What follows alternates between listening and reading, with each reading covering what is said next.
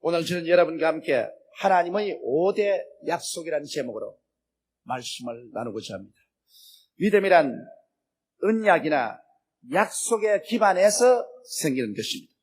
상대방의 아무런 언약도 없고 약속도 없는데 일방적으로 믿습니다고 하는 것은 모험이지, 그것은 믿음은 아닙니다. 하나님을 믿는 것도 그와 꼭 같습니다. 성경에 기록된 하나님의 말씀을 깨닫고 그 말씀이 자기에게 주시는 하나님의 말씀으로 받아들일 때 그 말씀을 믿을 수가 있는 것입니다. 오늘 읽은 시편에는 하나님께서 우리들에게 5가지 놀라운 약속의 말씀을 주시고 계십니다. 이 말씀을 깨닫고 받아들여 믿을 때 하나님께서는 약속하신 바를 우리의 삶 속에 반드시 이루어 주십니다. 하나님의 약속의 말씀이 아무리 많아도 깨닫지 못하고 믿지 아니하면 나와는 아무런 상관도 없게 되는 것입니다. 첫째로 오늘 이 말씀 중에 하나님께서는 제가 나를 사랑한 적 내가 저를 건지리라고 약속하고 계신 것입니다. 인생길에는 항상 크고 작은 시련과 환난과 고난의 수렁이 있고 우리는 그곳에서 건져주실 하나님의 손길이 절실히 필요합니다. 자기의 힘과 능력으로, 자기의 지혜와 총명으로 자기 인생길을 조금도 주저없이 유유히 걸어갈 수 있는 사람은 없습니다. 수많은 난관이 다가오고 시련이 다가오고 슬픔과 고통이 다가옵니다. 우리는 우리의 삶의 이런 경험 속에서 손을 내밀어 하나님이 도와주시기를 간구하고 주님이 건져주시기를 간절히 간청하게 되는 것입니다. 그런데 하나님께서는 제가 나를 사랑하면 내가 저를 건지겠다고 약속을 해주셨습니다. 사랑은 표현되어야만 하고 증명되어야만 하는 것입니다. 입술로만 아무리 사랑한다 해도 이것이 실제로 표현되고 증명되지 아니하면 이 사랑은 흑공의 사랑인 것입니다. 하나님의 사랑은 독생자를 주심으로 나타나시고 확실히 우리 속에 증명되었습니다. 예수님의 사랑은 십자가에 못 박히심으로 표현되고 그 몸을 찢고 피를 흘리심으로 확실히 증명된 사랑입니다. 예수님이 우리를 사랑했다는 사실을 부인할 사람은 이 천하에 아무도 없는 것입니다. 이와 같이 우리들도 하나님을 사랑하면 우리의 하나님에 대한 사랑이 표현되어야 되고 증명되어야 돼. 입술로만 사랑한다는 사랑은 아무런 힘이 없는 것입니다. 그러면 어떻게 해야 우리들의 사랑을 우리가 증명하고 표현할 수 있을 것입니까? 우리는 하나님을 사랑한다고 할 때 반드시 하나님의 보내신 독생자 예수님을 믿고 사랑해야 하나님을 사랑하는 것이 됩니다. 예수님을 믿고 사랑하지 아니하면서 천지를 지으신 하나님을 사랑한다고 아무리 말해봤자 그거는 흑우인 것입니다. 왜냐하면 하나님의 보내신 그 아들을 사랑하지 않은 자는 하나님도 사랑하지 아니하는 것입니다. 아들이 없는 자에게는 아버지도 없고 아들이 있는 자에게는 아버지도 있습니다. 그렇기 때문에 우리는 하나님을 사랑하는 자는 독생자 예수님을 믿고 사랑함으로 하나님을 사랑한다고 할 수 있습니다. 그뿐 아니라 하나님의 계명을 지키고 하나님의 기뻐하시는 일을 함으로 하나님을 사랑한다고 말할 수 있습니다. 하나님의 시키시는 계명은 다 어기면서 내가 하나님을 사랑한다는 것은 거짓말입니다. 어느 가정에도 자녀가 부모의 명령을 다 어기면서 부모를 사랑한다고 말할 수 없습니다. 부모를 사랑하는 자녀는 부모가 시키시는 일을 반드시 할 때 부모를 사랑하는 자녀라고 말할 수 있는 것입니다. 성경 요한일서 3장 21절로 24절에 사랑하는 자들아 만일 우리 마음이 우리를 책망할 것이 없으면 하나님 앞에서 담대함을 얻고 무엇이든지 구하는 바를 그에게 받나니 이는 우리가 그의 계명들을 지키고 그 앞에서 기뻐하시는 것을 행함이라. 그의 계명은 이것이니 곧 그 아들 예수 그리스도의 이름을 믿고 그가 우리에게 주신 계명대로 서로 사랑할 것이니라. 그의 계명들을 지키는 자는 주 안에 거하고 주는 주 안에 거하느니 우리에게 주신 성령으로 말미암아 그가 우리 안에 거하시는 줄 우리가 아느니라고 말씀하고 있는 것입니다. 우리가 하나님의 계명을 지킬 때 하나님을 사랑하고 또 하나님을 공경하는 것을 표현하고 증명할 수 있는 것입니다. 그뿐 아니라 우리가 하나님을 진심으로 섬겨야 하나님을 사랑하는 것이 됩니다. 하나님을 물질로 섬기고 헌신 봉사로 섬겨야 되는 것입니다. 가장 기본적인 하나님께 드리는 11조를 도둑질하지 말아야 하나님을 사랑하는 것이 되고 또 하나님이 요구할 때는 시간 내고 몸들여서 헌신 봉사해야 되는 것입니다. 최근 우리 지성전 중 하나인 동부성전에서 건축 헌금을 했는데 약 10,000여 명의 성도가 90억 가까운 헌금을 작정을 했습니다. 저는 그것을 보고 대단히 놀랐습니다. 그런 중에도 두 사람이 각각 30억의 거금을 하나님의 성전 짓는 데 헌금을 했습니다. 여러분, 내 물질이 있는 곳에 내 마음도 있다고 했는데 한 사람이 30억을 모으려면 평생을 땀을 흘려야 되는 것입니다. 그 금액을 조금도 주저하지 아니하고 하나님 사업에 회척해 한 사람도 아닌 두 사람이나 그렇게 했다. 이것은 하나님을 사랑함이 그 속에 있는 것입니다. 어떤 누가 무슨 말을 해도 그 사람들이 하나님을 사랑하고 있다는 사실을 부인할 수는 없는 것입니다. 이러기 때문에 우리가 하나님을 사랑하면 11조 도둑질하지 아니하고 하나님 앞에 시간 내고 몸들여 헌신 봉사하는 것으로 증명해야 되는 것입니다. 이렇게 할 때 하나님께서는 내가 저를 건지라고 말하는 거죠. 하나님을 사랑하는 자를 크고 작은 수렁에서 시험과 환난에서 오늘날도 하나님은 우리를 건져주시는 것입니다. 사드락과 메삭과 아벳느고를 풀무 가운데서 건지신 그 하나님, 다니엘을 사자굴 속에서 건져내신 그 하나님은 오늘날도 하늘과 땅을 지으신 그 강한 능력과 권세로 하나님을 사랑하는 자들을 건져내어 주시는 것입니다. 이러므로 우리가 입술로 헛되이 주를 사랑한다고 말하지 말고 우리의 실질적인 삶을 통해서 행동으로 우리의 사랑이 표현되고 증명될 수 있게 살아야만 하겠습니다. 둘째로 이 성경에는 제가 내 이름을 안적 내가 저를 높이라고 말씀하셨습니다. 타락한 인간은 천지와 만물을 지으시니까 누구인지 인생의 구주가 누구인지 알지 못합니다. 그럴 뿐 아니라 알려고도 하지 않고 무관심하게 살아가고 있는 것입니다. 하나님을 알고 하나님의 이름을 안다는 의미는 유일하신 창조주시요 우리의 절대 주권자이신 하나님을 믿고 그 하나님이 나의 하나님이 되시고 나의 구주가 된다는 것을 입술로 고백해야 하나님의 이름을 아는 것이 있는 것입니다. 하나님이 내 하나님이 되시고 나의 구주가 된다는 것을 입술로 고백하지 아니하면 하나님의 이름을 모르는 사람인 것입니다. 또 하나님의 이름을 아는 사람은 야훼 하나님을 공경하고 예배드립니다. 여러분은 오늘 이 시간 내어서 교회에 찾아와서 하나님의 이름을 공경하고 예배드리는 것, 이것이 바로 하나님의 이름을 아는 것입니다. 그리고 하나님의 이름을 아는 사람은 모든 삶에 하나님의 이름에 영광을 돌립니다. 무엇을 하든지 하나님의 이름으로 하며 하나님께 영광을 돌립니다. 사업을 시작해도 처음 시작할 때 돼지 대가리 놓고 절하지 아니하고 주의 종을 청에다가 하나님의 이름을 부르고 예배하고 감사합니다. 좋은 일이 생길 때도 하나님 이름을 부르고 주의 종을 모시다가 예배드립니다. 슬픈 일이 있어도 하나님 앞에 함께 기도하고 예배드립니다. 우리의 모든 삶 속에 하나님의 이름을 높이고 하나님 이름을 중심으로 해서 우리가 먹고 마시고 일하며 살아갈 때 이는 하나님의 이름을 아는 사람인 것입니다. 그리고 하나님께서 세상의 구주로 그 아들 예수님을 보내신 것을 알고 믿고 찬미할 때 이분이 하나님을 아는 사람입니다. 하나님의 이름을 모르는 사람이 어떻게 하나님께서 보내신 그 아들 예수 그리스도를 구주로 영접하고 믿겠습니까? 하나님의 아들 예수를 믿는다는 그 자체가 하나님의 이름을 알고 높이는 사람인 것입니다. 그러므로 성경은 말씀하기를 이와 같이 제가 내 이름을 안적 내가 저를 높이려고 말씀하라고 하는 것입니다. 여러분, 우리가 성경적인 역사를 보게 될 때 아브라함이나 이삭, 야곱, 요셉, 모세, 요수아, 다윗 같은 사람은 평범한 사람입니다.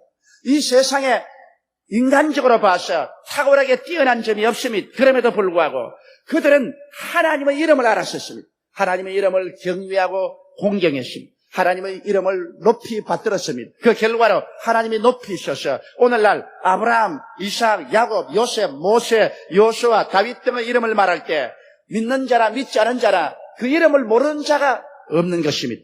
여러분, 평범한 갈릴리의 어부나 세리인 예수님의 제자들이 그대로 살았으면 그들의 이름은 천하에 도말되고 전혀 알 수가 없을 것입니다만, 그러나 그 당시에 살던 모든 갈릴리의 다른 어부들과 다른 세리들과 갈릴리 사람들은 다 기억에서 사라지고 이름도 없는데 온 세계 역사를 통해서 베드로, 야고보, 요한, 마테나 이와 같은 갈릴리 사람들의 이름은 온 사람들의 입에 회자됩니다.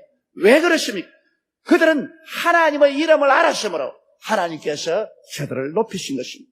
여러분, 구라파나 영국이나 미국 등을 높인 것을 보십시오. 옛날에 아시아의 황금 시절에 구라파는 하나의 미개한 국가였습니다. 그러나 팔레스타인에서 그리스도의 복음이 유럽으로 들어가자, 유럽 사람이 하나님의 이름을 알자 하나님께서 유럽을 크게 높이신, 해적의 나라 영국을 하나님께서 높이신 것은 그들이 하나님의 이름을 알자 하나님이 영국을 높여서 영국의 식민지에 태양이 지지 않는다고 말했습니다.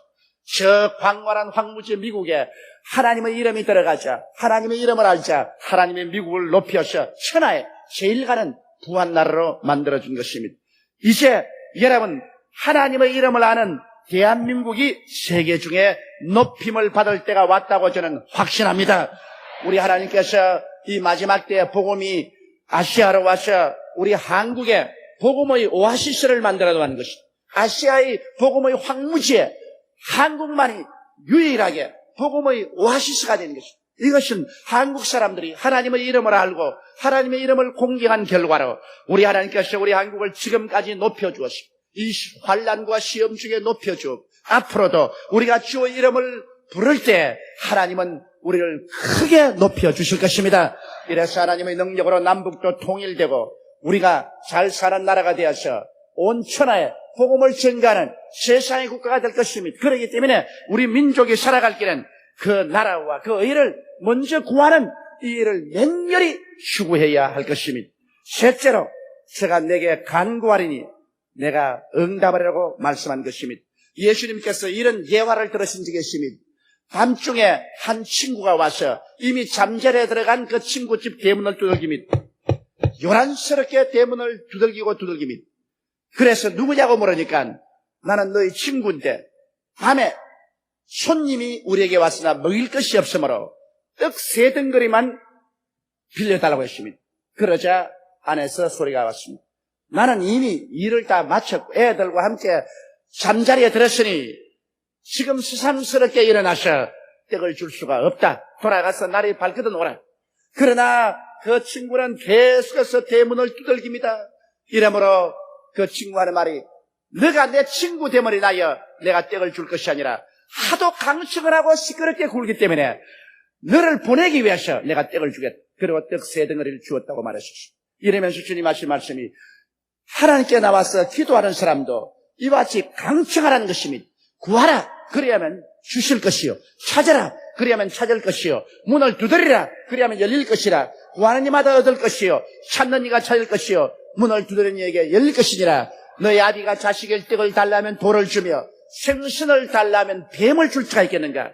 너희가 악할지라도 좋은 것으로 자식에게 줄 줄 알거든 하물며 천부께서 구하는 자에게 좋은 것으로 주지 아니하시겠냐? 이렇게 예수님께서 말씀을 하신 것입니다. 그러므로 우리는 하나님께 나와서 기도할 때 간절한 마음으로 기도를 드려야 되는 것입니다.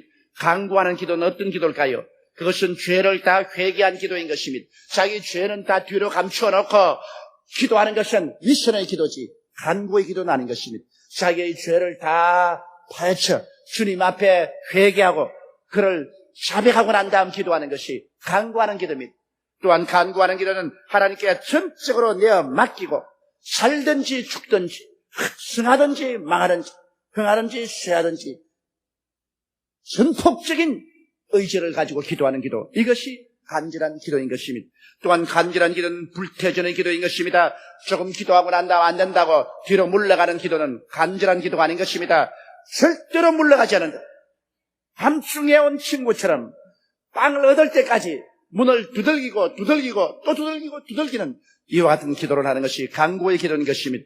주님께서 말씀하기를 제가 내게 간구하리니 내가 응답하리라고 말한 것입니다. 간구하는 기도만이 마귀의 진을 깨뜨릴 수가 있는 것입니다. 우리가 기도할 때 하나님은 곧장 응답하시기를 원하시지만은 공중의 권시잡은 마귀가 우리의 기도를 막고 있는 것입니다. 그 원수 마귀의 저항을 꿰뚫는 것은 예수 그리스도 이름과 그 보혈의 능력과 약속의 말씀에 입각해서 우리가 드리는 간절한 기도인 것입니다. 이것이 원수 마귀의 진을 꿰뚫고 자비하신 우리 아버지 하나님의 보좌에 우리 기도가 상달되고 응답은 우리에게 다가오게 되는 것입니다. 넷째로 환난 때 내가 저와 함께하여 저를 건지고 영화롭게 하리라고 말씀하십니다. 여러분, 사람이 환난을 당하면 지극히 고독해집니다. 우리가 매사에 잘 때고 번창할 때는 일가 친척도 많이 찾아오고 친구들도 만나면 반겨주는 것입니다. 그러나 환난을 당하여 모든 것이 다 상실되면 이웃도 떠나가고 친구도 떠나가고 고독과 절망이 짙게 다가오게 되는 것입니다. 그러나 성경은 그때에도 하나님만은 우리를 버리지 않겠다고 말씀하시는 것입니다. 내가 환난 때 저와 함께 하겠다고 말씀하셨으며 내가 사망의 엄침한 골짜기를 다닐 때 해를 두려워하지 않을 것은 주께서 나와 함께 하심이라. 주의 지팡이와 막대기가 나를 안위하시나이라고 말씀하신 것입니다. 십자가에 못 박여 말로 형언할 수 없는 환난과 고통을 당한 예수님께서 말씀하기를 얼마 있지 아니하면 너희가 다 나를 버리고 떠날 것이나 아버지는 나를 떠나지 않는다고 말씀을 하셨습니다. 그러므로 우리 하나님 아버지께서는 환난과 고난당하고 수렁에 빠진 사람을 버리지 않습니다. 하나님의 이름을 아는 사람, 주님께서 그 환난 동안에 같이 하시고 그 환난에서 건져서 영화롭게 하겠다고 말씀하신 것입니다. 그러므로 이 말씀을 우리가 잊지 말아야 돼요. 환난 때 내가 저와 함께하여 저를 건지고 영화롭게 하리라. 주를 믿는 사람에게는 하나의 놀라운 하나님의 섭리가 있습니다. 안 믿는 사람에게는 이것이 적용된다고 말할 수 없지만 믿는 사람에게는 이것이 적용되는 것은 저녁은 언제나 아침을 잉태하고 다가온다는 것입니다. 창세기에 보면 저녁이 되고 아침이 되니 첫째 날이라 혹은 둘째 날이라 나옵니다. 저녁이 올 때는 저녁은 벌써 그 속에 아침을 잉태하고 나옵니다. 그러므로 저녁이 오면 얼마 있지 아니하여 아침이 응아하고 다가오는 것입니다. 저녁이 온다고 해서 항상 저녁 속에 산다고 생각하면 안 됩니다. 그런 아침을 해산하는 것입니다. 슬픔과 울음은 기쁨과 춤을 잉태하고 다가오는 것입니다. 우리 예수 믿는 사람에게 슬픔과 울음이 다가오는 것은 슬픔과 울음만 바라봐서는 안 됩니다. 그 속에는 기쁨과 춤이 잉태되어 있습니다. 어린애기를 잉태한 어머니는 때가 오면은 반드시 낳게 되는 것입니다. 이와 같이 시편 30편 11절에 주께서 나의 슬픔을 변하여 춤이 되게 하시며 나의 베옷을 벗기고 기쁨으로 띠우셨나요라고 말한 것입니다. 이러기 때문에 슬픔과 울음이 다가온다고 해서 절망하면 안 됩니다. 그 속에 기쁨과 춤이 잉태되어 있다는 것을 알아야 됩니다. 여러분, 절망은 소망을 잉태하고 다가오는 것입니다. 우리에게 짙은 절망이 다가왔다고 이제는 모든 것이 끝장났다, 나는 하나님께 끊어졌다고 말하면 안 됩니다. 예수 믿는 사람에게는 절망이 다가오면 하나님은 절망의 뱃속에 소망을 잉태시켜 놓는 것입니다. 그래서 절망이 우리에게 다가와서는 소망을 낳고 도망을 쳐버리고 마는 것입니다. 시편 35편 5절에 30편 5절에 그 노염은 잠깐이요 그 은총은 평생이로다. 저녁에는 울음이 기숙할지라도 아침에는 기쁨이 오리로다라고 말한 것입니다. 환난은 영광을 품고 있습니다. 그러므로 기대와 소망을 굳게 품고 환난 중에는 더욱 기도하며 참고 기다려야 됩니다. 어머니가 어린아기를 잉태하고 난 다음에 당장 내일 어린아이가 나오지 않는다고 낙심합니까? 그렇지 않습니다. 달수가 차야 됩니다. 어머니가 어린아기를 잉태하고 난 다음에는 그 몸이 무겁고 괴롭더라도 그 달수가 차기까지 오래 참고 기다리는 것입니다. 이처럼 우리에게는 여러 가지 다가오는 저녁도 슬픔도 울음도 그리고 절망도 환난도 그 속에 아침을 잉태하고 기쁨과 춤을 잉태하고 있으며 소망을 잉태하고 있고 환난은 영광을 잉태하고 있습니다. 그러므로 우리는 참아야 되는 것입니다. 고통스럽고 괴롭더라도 시간이 빨리 안 가는 것 같을지라도 참아야 됩니다. 참고 하나님을 계속하게 믿고 낙심하지 아니하면 때가 오면 아침이 다가오게 되는 것입니다. 춤과 기쁨을 낳아주는 것입니다. 절망은 소망의 어린아이가 태어납니다. 환난에게서는 영광의 황체가 태어나는 것입니다. 이러기 때문에 하나님을 사랑하는 자, 곧 그 뜻대로 부르심을 입은 자들에게는 모든 일이 합동하여 선을 이룬다고 말씀하고 있는 것입니다. 그러므로 마귀가 아무리 우리를 멸하려고 해도 마귀가 멸하려는 그 모든 계획 속에 하나님은 벌써 승리와 축복과 희망의 씨앗을 심어버리기 때문에 마귀는 겉으로 우는 사자같이 두루다니며 찾아오고 겉으로 우리를 박살을 내고 씹어버리려고 오는 것 같지만은 그 속에는 하나님의 축복의 씨앗이 벌써 잉태되어 있는 것입니다. 그러므로 결국엔 마귀의 도문은 다 무너지고 하나님의 백성은 그리스도로 말미암아 하나님의 축복과 영광을 누리게 되는 것입니다. 이러므로 인내해야 되는 것입니다. 욥의 인내를 보고 그 결말을 보았거니와 하나님은 가장 자비하시고 긍휼하신 분이시라고 성경은 말하고 있는 것입니다. 이러므로 여러분은 현실만 보지 말고 하나님의 선하심을 바라보고 하나님의 약속을 믿고 낙심하지 않게 되시기를 주님 이름으로 축원합니다. 다섯째로 성경에는 내가 장수함으로 저를 만족해 하며 나의 구원으로 보이리라고 말씀하신 것입니다. 사람들마다 이 땅에 태어난 사람은 오래오래 살기를 원합니다. 그러나 가장 장수할 수 있는 좋은 길은 예수를 믿고 하나님을 의지하는 것입니다. 우리의 살고 죽는 것이 하나님의 손에 있기 때문에 하나님의 손에 의지함으로 진실한 장수를 누릴 수가 있는 것입니다. 왜냐하면 하나님이 주신 인생의 수명은 시편 90편 10절에 모세 당시에는 이렇게 말했습니다.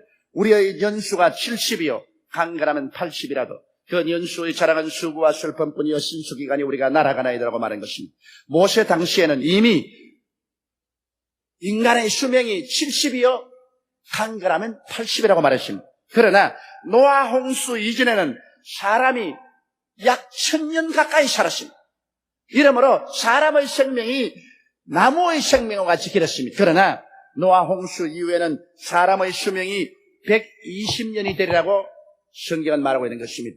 만일 오늘날 우리가 하나님을 잘 섬기고 건강에 잘 유의한다면 120년까지는 살 수 있을 가능성이 있습니다. 그렇지만 모세는 말하기를 모세 당시에는 하나님이 120년 수명을 주었지만은 그러나 70이요 강건하면 80을 사는 것이 정상이라고 말한 것입니다. 이러므로 우리가 70년을 살면 감사하고 80년을 살면 플러스 알파로 덤으로 더 살았다고 생각을 해야 될 것이고 그 이상 120년까지 사는 것은 너무 지쳐서 살기가 곤란할 것입니다. 친구들이 다 세상을 떠나가 버렸는데 자기 혼자 살아서 뭘 하겠습니까? 오히려 자손들에게 짐이 되고 말 것입니다. 이러므로 모세처럼 우리 70 이후 80살까지 살면 그 다음엔 플러스 알파로 생각하고 살다가 하나님 나라에 들어가는 것이 좋을 것입니다.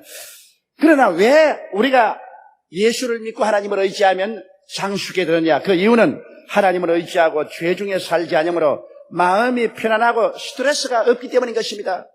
죄 중에 살면은 죄악으로 말미암아 여러 가지 정신적인 고통과 괴로움이 다가오므로 그 스트레스 때문에 사람은 빨리 죽습니다. 여러분 오늘날 의사들은 말하기를 사람의 질병의 70%에서 100%까지 스트레스로 말미암아 병이 된다고 그랬습니다. 그러나 예수 믿는 사람이 하나님 앞에 스트레스가 있습니까? 다 회개하고 잡아가고 주님께 다 맡겨버리고 주 안에 있는 나에게 딴근심 있어라. 십자가 밑에 나아간 내 짐을 풀어내 찬송가 한 장 부르고 나면은 속이 시원해지고 스트레스에서 해소되는 것입니다. 이러므로 우리 하나님을 믿는 사람은 스트레스에서 해소될 수 있으므로 여러 가지 질병에서 해방을 얻고 우리가 건강할 수 있는 것입니다. 또 정신적이고 육체적인 해독을 받아들이지 않기 때문인 것입니다. 정신적인 미움이라든지 시기, 질투, 원한, 분노 같은 것을 마음속에 오래 간직하고 있으면 이것이 우리를 먹어 들어가는 것입니다. 마음의 질병은 육체의 병을 가져오는 것입니다. 마음의 기쁨은 육체를 고치는 양약이 된다고 성경은 말하고 있는 것입니다. 그러므로 우리가 마음에 예수 믿지 않은 사람이 가지고 있는 이런 미움, 시기, 질투, 원한, 분노 같은 것을 다 회개해서 씻어버리고 정하게 해버리기 때문에 우리 육체 양약이 되어서 육체를 오래 견디게 하는 것입니다. 그뿐 아니라 술, 담배, 중독성 물질을 받아들이지 않습니다. 이런 것들이 우리 몸속에 들어와서 고혈압을 가져오고 간경화증을 가져오고 장애를 가져오고 일찍이 죽게 만드는 것입니다. 그러나 우리 주를 믿는 사람들은 이와 같은 정신적인 육체적인 해독성 물질을 받아들이지 아니하므로 우리가 오래오래 살 수 있는 것입니다. 그뿐 아니라 성령의 역사는 우리를 장수케 합니다. 로마서 8장 2절에 있는 그리스도 예수 안에 있는 생명의 성령의 법이 죄와 사망의 법에서 너를 해방하였습니다. 죄의 법에도 해방하고 사망의 법에서도 해방하기 때문에 우리 속에는 사망의 법을 자꾸 해방시켜 주므로 성령이 충만하면 오래 살게 되는 것입니다.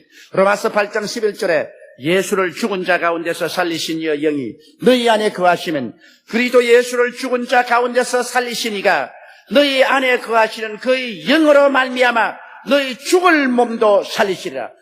죽은 몸을 살리는 것은 부활이지만은 죽을 몸을 살리는 것은 장수를 말하는 것입니다. 성령에 계시면 우리의 죽을 몸도 자꾸 살려서 연장을 시켜서 장수하게 만들어주는 것입니다. 그러므로 예수 그리스도를 믿고 성령으로 충만한 것은 우리의 장수의 비결이 되는 것입니다. 그리고 하나님께서 우리 믿는 자들에게 장수를 주시고 그게 보태어서 나의 구원으로 보이려 하셨습니다. 우리가 아무리 장수하고 천년을 살다 해도 사람이 죽는 것은 정한이신 것입니다. 그러므로 천년을 살고도 죽어서 구원을 얻지 못하면 아무 소용이 없는데 우리 주님은 장수한 사람들에게 구원을 보여주겠다는 것입니다. 예수 그리스도 안에서 우리의 죄악을 사하시고 하나님께서 구원하셔서 눈물과 근심과 탄식과 이별하는 것이나 고하는 것이나 앓는 것이나 죽는 것이 없는 영원한 천국으로 데려가는 것입니다. 너희는 마음에 근심하지 말라. 하나님을 믿으니 또 나를 믿어라. 내 아버지 집에 있을 곳이 많도다. 그것은 원어로는 맨션이 많도다. 그렇게 말하는 것입니다. 쇠빵살이 하지 아니하고 맨션 속에 들어가서 주님과 함께 영원한 천국에 살게 되는 것입니다. 이것이 우리 하나님이 우리 주신 5대 약속인 것입니다. 하나님께서는 우리의 일반적인 삶에 무관심하시고 하늘 저편에만 계신 분은 아니십니다. 하나님께서는 당신이 만드신 시간과 공간 안에 성령으로 임재하시며 끊임없이 우리와 관계를 맺고 계시며 우리에게 삶의 의미와 가치와 생명과 성공과 기쁨과 승리와 영원한 천국을 지금도 주시고 계신 것입니다. 우리 다 같이 보겠습니다. 기도드리겠습니다. 전능하시고 거룩하신 하나님 우리 아버지, 우리 아버지 하나님께서 우리에게 5가지 중대한 약속을 허락하여 주심을 감사합니다. 아버지여, 우리에게 깨달음을 주시고 우리에게 지혜를 주셔서 하나님 말씀을 받아들이고 믿고 그리고 불태전의 기도로 하나님의 언약을 다 누리는 우리들이 되게 하여 주옵소서. 우리 주 예수님 이름으로 기도드리옵나이다. 아멘.